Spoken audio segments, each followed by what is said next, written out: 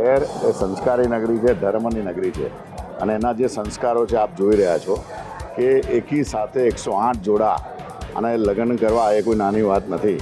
કારણ કે પહેલાં જોડા મળે કેવી રીતે, તો હું મહેન્દ્રભાઈ, રાજેશભાઈ, સમગ્ર એમના જે ગુરુ શિષ્ય ફાઉન્ડેશન છે એટલે કલ્પના વગરની એમને જે મહેનત કરેલી છે અને એની સાથે સાથે તમે જુઓ છો કે આજે જે રીતના બાળુભાઈએ કીધું કે 108 સાથે એક જોડું એવું એટલે કે ભગવાન સાથે 109 જોડા જે આજે પરણાયા છે.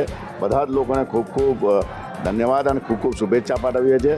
સાથે સાથે જે લોકોનું કન્યાદાન જે લોકોએ પણ કર્યું છે, મને લાગે આ કન્યાદાન કરતાં કોઈ મોટું દાન નહીં હોતું અને એકી સાથે કન્યાઓનું 108 કન્યાઓનું જે દાન થઈ રહ્યું છે એ વડોદરા શહેરની આ ધર્મની નગરી પર, આ સંસ્કારી નગરીના ખરેખર સર્વ લોકોને હું ખૂબ ખૂબ શુભેચ્છા પાઠવું છું.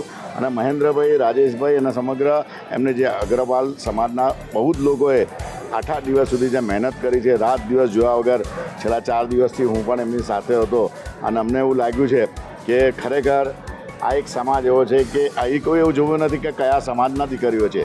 દરેક સમાજના સર્વ જ્ઞાતિના એ ભેગા કરીને બધા જ લોકોને એ લગ્ન કર્યું છે.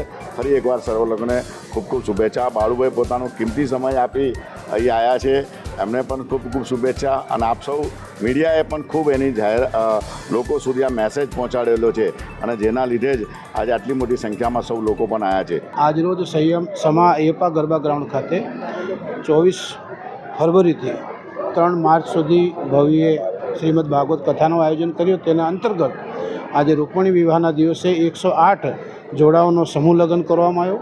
ગુરુ સેવા શિષ્ય ફાઉન્ડેશન અને સમગ્ર ટીમને ખૂબ ખૂબ અભિનંદન પાઠવું છું. સાથે આજે આ કાર્યક્રમને વધાવવા શુભેચ્છા પાઠવવા ખાસ આપણી વચ્ચે રાવપુરા વિધાનસભાના ધારાસભ્ય શ્રી અને ગુજરાત રાજ્યના મુખ્ય દંડક શ્રી બાલકૃષ્ણભાઈ શુક્લ સાહેબ, રાજેશભાઈ, ભરતભાઈ અને મોટી સંખ્યામાં સાધુ સંતો ઉપસ્થિત રહીને આશીર્વાદ આપ્યા.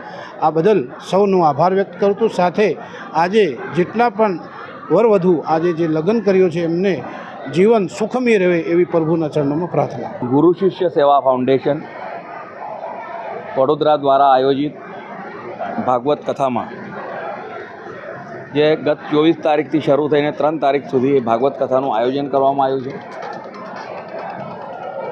મહેન્દ્રભાઈ અગ્રવાલ અને તેઓના ટીમ દ્વારા.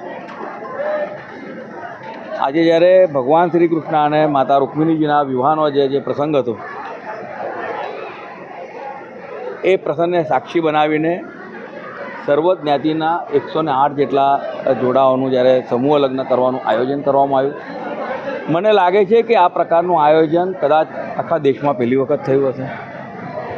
ભાગવત કથાનું આયોજન થતું હોય છે, સમૂહ લગ્નનું આયોજન થતું હોય છે, પરંતુ રૂક્મિણી વિવાહના દિવસે 108 જોડાઓનું સમૂહ લગ્ન થાય અને એ દિવસે એટલે કે માતા રૂક્મિણીજીના પ્રમાણે જ જેમનું જીવન સમૃદ્ધ થાય એ શુભ આશયથી જ્યારે ગુરુ શિષ્ય સેવા ફાઉન્ડેશન દ્વારા આ ખૂબ મોટું આયોજન કરવામાં આવ્યું છે. અદ્ભુત આયોજન છે, તે બદલ તમામ આયોજકોનો ખૂબ આભાર માનું છું. અને સાથે સાથે આજે જેમને પણ પોતાના દાંપત્ય જીવનમાં પગલાં મૂક્યા છે એ તેઓને પણ ખૂબ શુભકામના. हमसे जुड़े रहने के लिए हमारे YouTube चैनल को सब्सक्राइब करें और नई वीडियो की नोटिफिकेशन के लिए बेल आइकॉन को दबाएं